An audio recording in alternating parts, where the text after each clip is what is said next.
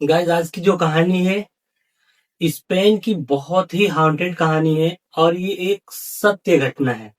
ये सच्ची कहानी है क्योंकि स्पेन की जो मैड्रिड पुलिस है वो इस बात की गवाह बनती है, सबूत बनती है कि एक हॉन्टेड कहानी है जिसने खुद भूत को देखा, खुद विटनेस बनता है, खुद एक चार्जशीट तैयार करता है और ये लिख के ऑफिशियल देता है कि मैंने देखा।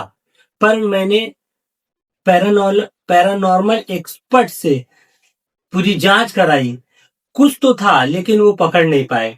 एक लड़की जो हॉन्टेड बुक्स, हॉन्टेड किताब या भूत प्रेत की आत्माओं वाली कहानियां को पढ़ती है और उस किताब के जरिए एक भूत उसके अंदर घुस जाता है और उसकी मौत हो जाती है। और फिर जो है जब तक उसकी मौत नहीं होती उससे पहले वो क्या क्या हरकतें करती हैं, क्या क्या नुकसान पहुंचाती हैं, क्या क्या कर सकती है, आज आपको मैं उसकी पूरी कहानी बताऊंगा। अगर गाइस अगर आपको इस तरह के हॉन्टेड हॉरर मिस्टीरियस कहानियां सुनना चाहते हो, गाइस अगर आपको इस तरह के हॉन्टेड हॉरर मिस्टीरियस कहानियां सुनना चाहते हो तो इस चैनल को सब्सक्राइब करें। तो कहानी शुरू करते हैं। गाइस ये कहानी है स्पेन की, मैड्रिड। मैड्रिड स्पेन की राजधानी है जो फुटबॉल के लिए भी जाना जाता है। वहां पे एक लुइस मेरियान अपार्टमेंट है जिसमें एक फैमिली रहती थी। उसमें एक लड़की थी 18 साल की जिसका नाम था स्टेफिना, बल्कि उसका पूरा नाम था स्टेफिना लिजारो। अब स्टीफना लिजारो क्योंकि 18 साल की हो गई थी, कॉलेज में दाखिला मिल गया था तो वो कॉलेज में जाने लगी थी। अचानक एक दिन उसके घर में उसका भाई बैठा था, वो अजीब हरकतें करने लगी। अजीब हरकतें मतलब जैसे सांप आवाज करता है, हिस, इस टाइप की, नाखून से दीवार खरोचना, बाल को बिखेर देना, अजीब अजीब चिल्लाना, कुछ ऐसी हरकतें जो बहुत अजीब, डरावना। फिर वो थोड़ी देर में नॉर्मल हो जाती। उसका एक छोटा भाई था, एक बहन थी और उसके मम्मी पापा, यानी उस घर में केवल 5 लोग थे। छोटा भाई इसके साथ कमरे में सोता था। ये देख के वो बहुत परेशान हो जाता है। कुछ दिन ऐसे चलता है, 2 दिन, 4 दिन, 5 दिन के बाद फिर ऐसा ही करती है। तो उसके माँ बाप इस हरकतों से बहुत परेशान हो जाते हैं। वो सोचते हैं कि क्या हो रहा है, लेकिन जब स्टेफिना से पूछती है तो बोलती है मुझे खुद नहीं पता कि ये क्या हो रहा है। एक दिन ऐसे अचानक बैठी रहती है, अचानक से वो फिर से ऐसी हरकतें करती है कि सांप जैसे आवाज निकालना, भाई को देख के नाखून से खरोचना, दीवारों पे नाखून से खरोचना, जो घर में तस्वीरें लगी उसको गिरा देना। फिर कुछ देर में नॉर्मल हो जाती। और जब ये चीजें वो करती, धीरे धीरे करीब 2-3 महीने, 4 महीने बीतते जा रहे हैं और उसकी हालत जो है गिरती जा रही है। यानी उसकी हालत गिरती जा रही है, अब वो कमजोर होती जा रही है। अब घर की बड़ी बेटी है, उसके माँ बाप परेशान कि आखिर स्टेफिना के साथ हो क्या रहा है। तो उसके साथ ये जो चीजें हो रहा है, वो लोग बहुत परेशान है इन चीजों को देख के। वो लोग ना क्रिश्चियन थे, तो धर्म में बहुत विश्वास करते थे। तो वो जो है ना जीसस क्रेसस जो चर्च के फादर होते हैं उनको दिखाते हैं, डॉक्टर को दिखाते हैं, सब लोग चेक करते हैं, देखते हैं, पर ये कहते हैं सब नॉर्मल है, कुछ भी नहीं है। एक दिन अचानक यही हरकत स्टेफना फिर से करती है। इस बार तो हद हो जाती है, अपने भाई के शरीर के ऊपर नाखून मार देती है। यहाँ तक कि दीवार में, पहले वहां पे क्या होती है, लकड़ियों का घर होते हैं और 90 की ये जो बात है, ये ईयरली 90 यानी शुरुआत की बात है। और ये सब हरकतें जो वो कर रही है, करते करते 4 से 5 महीने बीत जाते हैं। पर इस बार जो वो दीवार में नाखून मारती है, इससे माँ बाप बहुत ज्यादा परेशान हो जाते हैं। जब वो होश में आती है तो उससे पूछते हैं, तो वो बोलती है मुझे खुद नहीं पता कि ये मेरे साथ क्या हो रहा है, लेकिन कुछ तो है जो मुझे दिखाई नहीं देता, पर मुझे ऐसा लगता है कि कुछ मेरे साथ ऐसा हो रहा, कुछ मेरे पास है, कुछ मेरे साथ में खड़े हैं जो मुझे दिखाई नहीं देता, मैं खुद नहीं समझ पा रही हूँ। इस बात से वो लोग बहुत परेशान हो जाते हैं। वो लोग क्या करते हैं कि मैड्रिड की जो राजधानी है, स्पेन की मैड्रिड, उसमें एक हॉस्पिटल है राजधानी की, बहुत अच्छा हॉस्पिटल, वहां पे उसको एडमिट कर दिया जाता है। एडमिट करते हैं। एडमिट करने के बाद में 10 से 15 दिन इसका इलाज चलता है। सारी चेकअप होते हैं अच्छी तरीके से, हर एक एक चीज की जांच होती है, लेकिन रिपोर्ट में कुछ भी नहीं मिलता है, यानी कोई भी प्रॉब्लम नहीं रहता है। उसके घर वाले आते मिलते चले जाते। अचानक से एक दिन क्या होता है कि स्टेफनिया की मौत हो जाती है। अब घर वाले परेशान, डॉक्टर भी परेशान कि सब कुछ नॉर्मल था, वो भी आए थे थोड़ी देर पहले, घर वाले मिल के चले जाते हैं और कुछ देर बाद फोन आता है कि स्टेफनिया की डेथ हो गई है। अब जो है ये सारी चीजें देख के डॉक्टर परेशान की रिपोर्ट हमने सारी चीजें चेक किया, उसमें तो कोई भी प्रॉब्लम नहीं था, पर इसकी मौत कैसे हुई। गाइस पोस्टमार्टम किया जाता है। पोस्टमार्टम में पता चलता है कि हार्ट अटैक से इसकी मौत हुई है, दिल का दौरा। गाइस उमूमन क्या होता है कि 1990 में इतने 18 साल की उम्र, इतने कम उम्र में हार्ट अटैक नहीं आते थे। अब तो नॉर्मल सी बात है, लेकिन 1990 की जो बात है ना, उस समय ये चीजें नहीं होती, तो डॉक्टर भी परेशान। बहरहाल ये हो चुका था। उसको लास्ट उसके माँ बाप को हवाले किया जाता है। वो लोग लेके घर पे वापस आते हैं। पूरी रीति और रिवाज के साथ उसको जो है दफना दिया जाता है और घर में बैठे रहते हैं। अचानक शाम होती है, उसके कमरे से आवाज आती है। गाइस उसकी कमरे से आवाज आती है कुछ इस तरह से, मम्मा मम्मा मम्मा, इस तरह से। घर की बड़ी बेटी थी और उस आवाज में बहुत दर्द था। अब ये लोग घबरा जाते हैं कि मेरी बेटी स्टेफना जो मर चुकी है उसके कमरे से आवाज आ रही है, और कुछ सामान जैसे कुछ वहां पे कोई पटक रहा हो, फेंक रहा हो। ये लोग उसके कमरे में जाके देखते हैं तो सामान जो है, बेडशीट उल्टा पड़ फेंका हुआ है, और जो जीसस क्राइस्ट की तस्वीर थी वो जमीन में फेंका हुआ है। जो वहां पे टेबल पे उसके बुक्स वगैरह थे वो सारी चीजें बिखरी हुई पड़ी है। लेकिन गाइस इस बीच में एक कहानी होती है कि जब पहले वो बिहेवियर करती थी, जब वो नाखून मारती थी तो दीवार पे खरोच स्क्रैच आ जाते थे, तो इससे पहले वो लोग ठीक करा दिए थे। लेकिन दोबारा फिर देखते हैं कि वही चीजें, और लकड़ी की दीवार कैसे भी हो नाखून से खरोचना नामुमकिन है, पर बहुत सारी नाखून वहां पे पड़े हुए थे, फिर से दीवार खराब हो गए थे। वो लोग परेशान होते हैं। लेकिन उसके साथ एक हादसा ये होता है, जब वो लोग अंदर जाते हैं उसके माँ बाप देखते हैं कि उसमें बिल्कुल ठंडी हवाएं तेज तेज से चलने लगती है, और वहां के कमरे की लाइट ऑटोमेटिक अपने आप बंद चालू होने लगते हैं। वो लोग इतना ज्यादा डरते हैं, घबराते हैं कि ये आखिर में हो क्या रहा है, समझ में नहीं आ रहा है। लेकिन कुछ देर के बाद जब वो देखते हैं हवा बंद नहीं हो रहा, तो वो सोचते हैं मौसम तो नहीं खराब है। जब वो बाहर खिड़की से बाहर झांकते हैं तो बाहर का मौसम बिल्कुल ही नॉर्मल है, वहां पे कोई प्रॉब्लम नहीं है, बिल्कुल अच्छा है। अब वो लोग इस बात को लेके परेशान हैं, और उनकी बड़ी बेटी मर चुकी है, उसकी कमरे से ऐसी आवाजें आना मम्मा मम्मा की, और बहुत सारी चीजें उल्टी सीधी हो जाना, डरते हैं घबराते हैं। फिर बड़ी बेटी होती है, क्या करें, उसके कमरे से बाहर निकलते हैं, उसके सारे सामान को अच्छी तरीके से जमा देते हैं, अपनी अपनी जगह पे सारी चीज को रख देते हैं। रखने के बाद गाइस उसको ना बंद कर देते हैं कमरे को, और वापस चले आते हैं। और ये जो सारी चीजें होती हैं शाम को ही होती है। नेक्स्ट डे रात को फिर से आवाज आने लगी, फिर ये लोग जाके देखते हैं, फिर वही हरकतें, आवाज आना मम्मा मम्मा, और क्या बोलते हैं हवा चलना, सारी चीजें यहाँ का वहां, बेडशीट कहीं और, तकिया कहीं और जो तस्वीर थी वो कहीं और। ये सारी चीजें से वो परेशान हो जाते हैं, और कहीं ये लोगते हैं कि यार इसमें अगर कुछ है, कोई साया, कोई भूत, कोई प्रेत, अगर मैं किसी को बताता हूँ तो पड़ोसी जो रहते हैं आजू बाजू में अगल बगल, वो सारे लोग हमारे ऊपर हंसेंगे। तो इस बात से, लेकिन वो नेक्स्ट डे फिर यही होता है, तो ये विटनेस के तौर पे पड़ोसी को बुलाते हैं, दिखाते हैं, वो लोग इस बात की गवाह बनते हैं। जब कमरे में जाते हैं तो वाकई में वो देखते हैं कि ठंडी हवा चलती है, बाहर खिड़की से देखते हैं तो वहां कुछ भी दिखाई नहीं देता है, और कमरे में सामान अपने आप यहाँ वहां हो जाता है। पड़ोसी के साथ ये लोग वापस आते हैं, बाहर निकलते हैं, उस कमरे को बिल्कुल अच्छी तरीके से बंद करके नट बोल्ट लाते हैं, उसको नट बोल्ट से पूरी तरह से बंद कर देते हैं कि अब ये कमरा न खुलने पाए। गाइस ये लोग वापस आ जाते हैं, घर में बात करते ही रहते हैं कि अचानक से इनके पास एक कॉल आता है। स्टीफना लिजारो के मॉम डैड के पास एक कॉल आता है। कहां से कॉल आता है? उसके कॉलेज से, जहां पे वो पढ़ाई करती थी, क्योंकि एक क्रिश्चियन थी और क्रिश्चियन कॉलेज था। तो वहां पे जो है ना एक नन थी, यानी उसके टीचर के साथ जो लोग रहते हैं वहां की नन इनको कॉल करती है कि मुझे आप लोग को कुछ बताना है।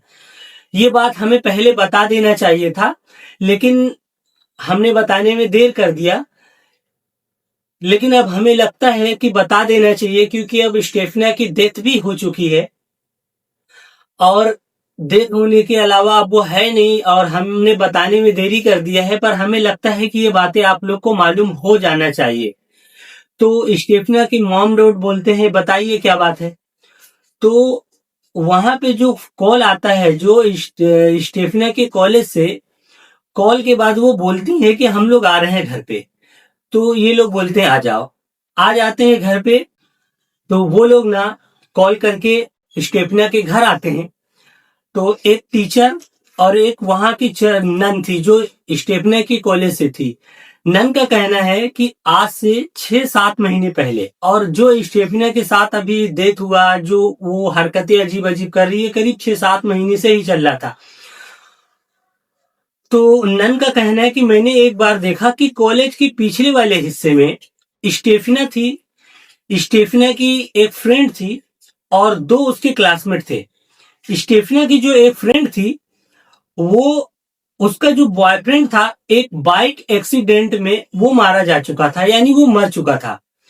तो मैंने जब स्टेफना को और उसके क्लासमेट और उसकी फ्रेंड के साथ पीछे कॉलेज के पिछले वाले हिस्से में देखती हूँ, तो वो लोग क्या कर रहे थे कि एक कांच का लकड़ी का टेबल है, उस टेबल के ऊपर एक कांच का गिलास रखा हुआ है और एक एक करके वो चारों उस पर टच कर रहे थे। तो मैं दूर से देख रही थी कि ये कर क्या रहे हैं।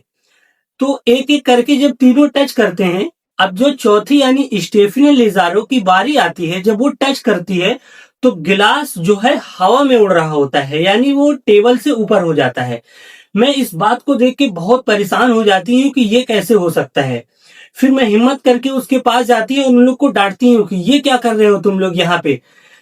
तो स्टेफिना को डांटने पे वो मुझे बताती है, उसकी जो फ्रेंड स्टेफिना की जिसका बॉयफ्रेंड का बाइक एक्सीडेंट में जो मर जाता है, वो कहती है कि स्टेफिना लिजारो तंत्र मंत्र विद्या की किताबें पढ़ती है और उस किताबें से वो भूत प्रेत जो आत्माएं होती है, जो इस दुनिया से चले गए हैं, जो मर चुके हैं, उनसे बातें करती हैं। तो इस बार ये टेबल लगा के जो मेरा बॉयफ्रेंड है जो मर चुका है, इससे बात करने की कोशिश कर रही है। कोई सोर्स लगा के किसी और के जरिए वो बात करना चाहती है। फिर वो नन स्टेफना से पूछती है, स्टेफना बोलती है हाँ उनसे बात करना पॉसिबल है और मैं ये 6-7 महीने से कर रही हूँ, यानी और पहले से कर रही है। मतलब ये जब पूछा जाता है तो वो बोलती है लगभग 6-7-8 महीने हो गए हैं जब से मैं ये कर रही हूँ और मैं उनसे बात करती हूँ। इस बार मैं अपनी फ्रेंड के जो बॉयफ्रेंड है वो कहाँ पे है, किस हाल में है, क्या कर रहा है, मैं उससे बात करने के लिए ये कर रही हूँ। वो डांटती है नन और डांट के भगा देती है और ये कहती है कि दोबारा यहाँ पे नहीं आना, और ये कह के गुस्से में वो टेबल को तोड़ देती है, लकड़ी के टेबल के 2 टुकड़े कर देती है और उसके बाद भी वो गिलास हवा में रहता है। स्टेफना जाने लगती है। नन का कहना है कि वो देखती है कि ये सारी चीजें मैं बोल ही रही थी, कह ही रही थी, उनको डांट ही रही थी कि एक हवा का लेयर, एक गुबार की फोक जो होते हैं व्हाइट कलर का, एक लेयर उड़ के आता है हम लोग के सामने, वो नाक के जरिए स्टेफना के अंदर समा जाता है और ये सारी चीजें हम लोग देख रहे होते हैं और वो थोड़ी देर में उसके अंदर समा जाता है, वो गायब हो जाता है और स्टेफना के हम लोग डांटते हैं और मना करते हैं कि दोबारा अब तुम लोग यहाँ पे नहीं आना। हम लोग भी चले जाते हैं, स्टेफना, उसके फ्रेंड, उसके क्लासमेट सब वहां से चले जाते हैं।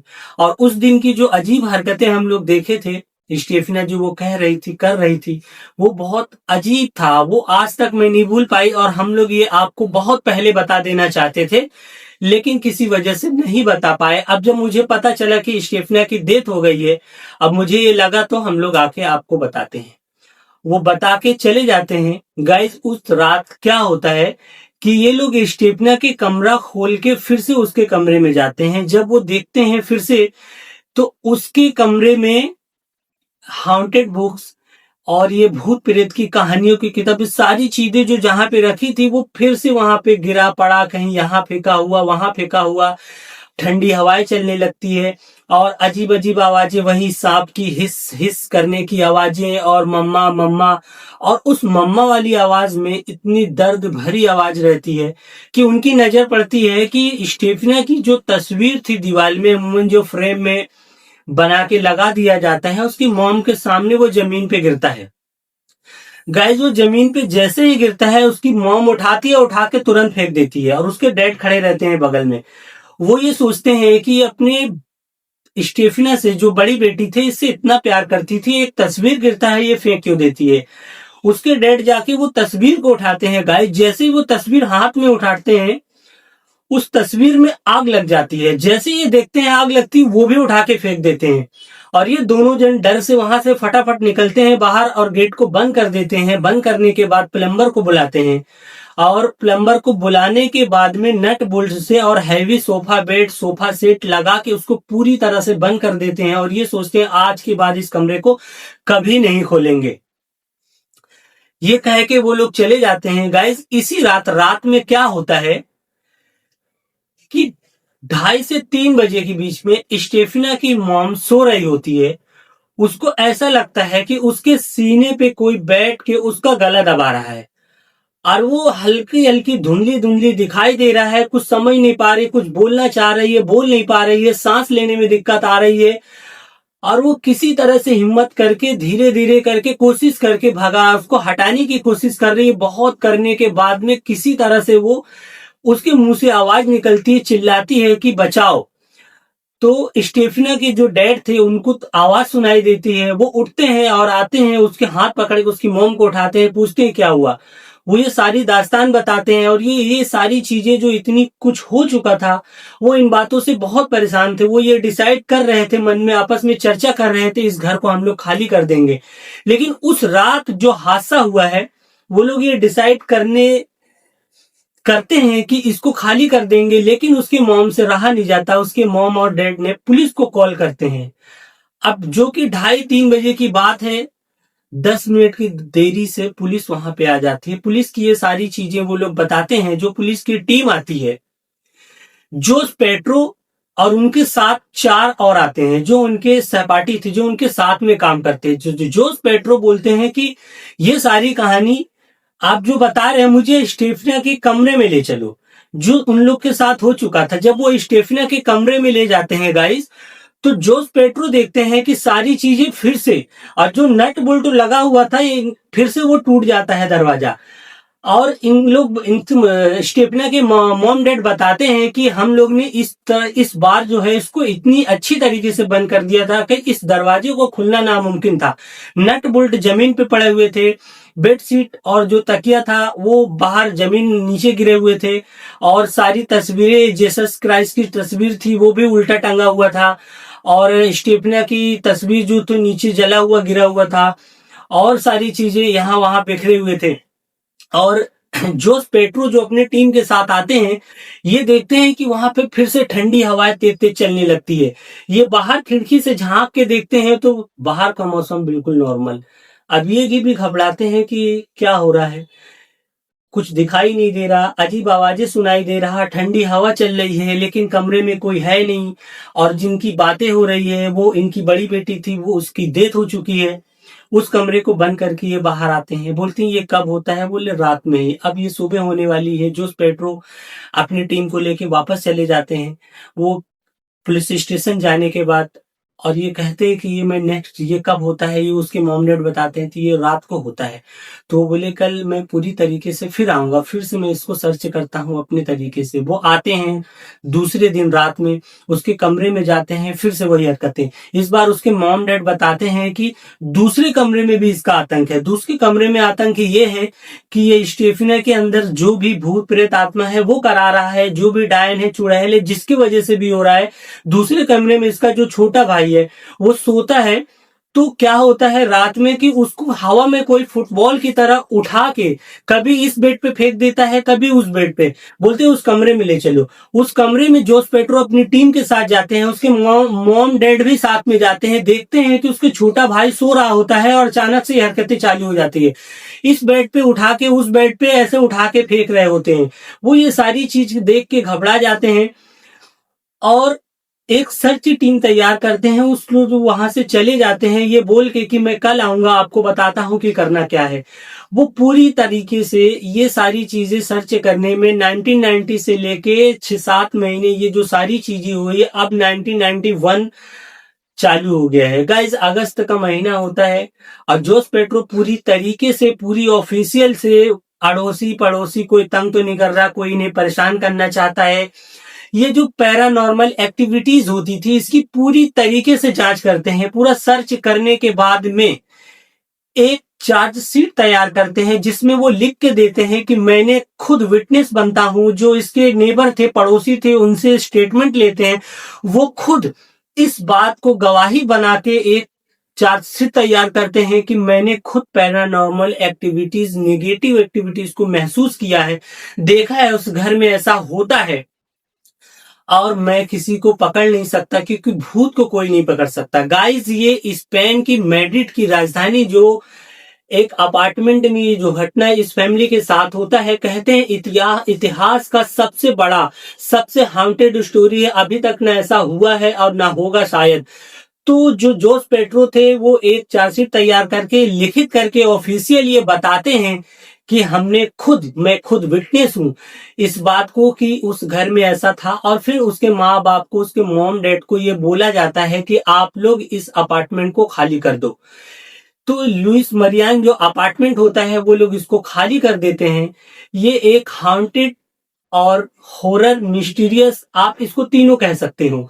ये जो कहानी है एक सत्य घटना पे आधारित है। आप इसको नेट में भी देख सकते हो और जो वेबसाइट ऑफिशियल है उसमें ये जो जोस पेट्रो ये लिख के देते हैं कि ये घटना हुई है और इनके माँ बाप को ये सलाह देते हैं कि आप लोग इस अपार्टमेंट को खाली कर दो। मजबूर हो जाते हैं उसके माँ बाप, उस अपार्टमेंट को खाली करते हैं, दूसरी जगह जाते हैं और किस्मत अच्छी रहती है। ये सारी जो पैरानॉर्मल एक्टिविटीज होती है ये बंद हो जाता है।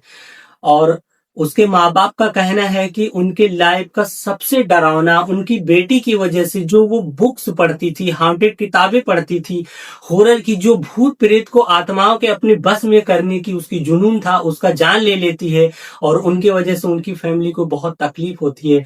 गाइस ये एक सच्ची घटना है और ऐसे बहुत सी हाउंटेड मिस्टीरियस कहानियां होती रहती हैं। ये जो है स्पेन की सबसे हाउंटेड स्टोरी है। अगर गाइज आपको इस तरह के हाउंटेड मिस्टीरियस हॉरर कहानियां सुनना चाहते हैं, इस चैनल को सब्सक्राइब करें। आप अपना और अपने परिवार का ख्याल रखें।